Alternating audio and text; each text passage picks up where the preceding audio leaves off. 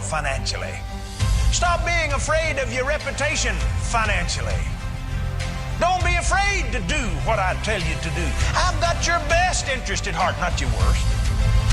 The reason I haven't been able to bless my people any more than I have, your words are stout against me.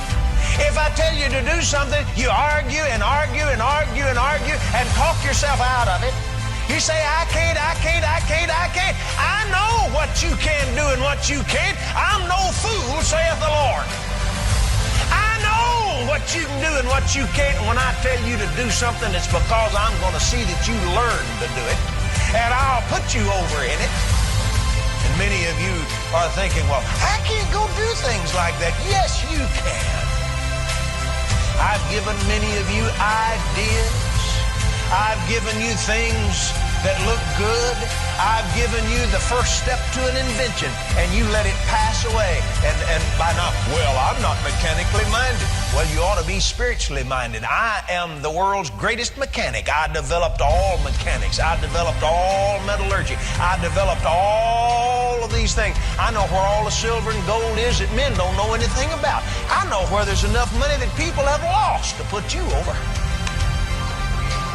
If you'd have the nerve to believe me and listen to me and spend enough time in prayer that I could get over to you what I want you to go do.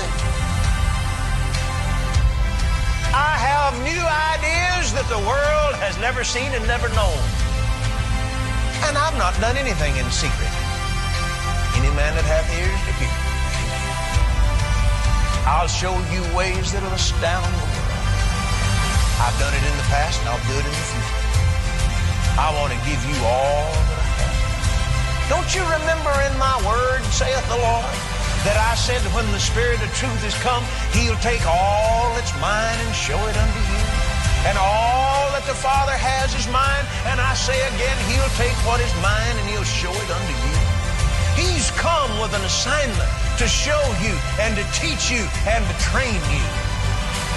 But if you'll listen to the Spirit of God, I'll take those of you tonight that don't have hardly money enough to get home on.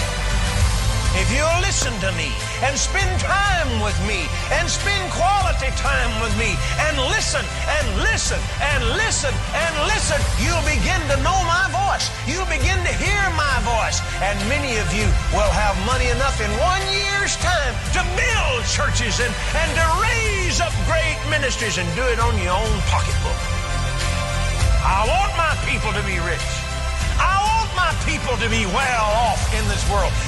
I do not want my people to be covetous. I wanted to give one of my people the handheld computer industry. I wanted to give one of my people the microchip.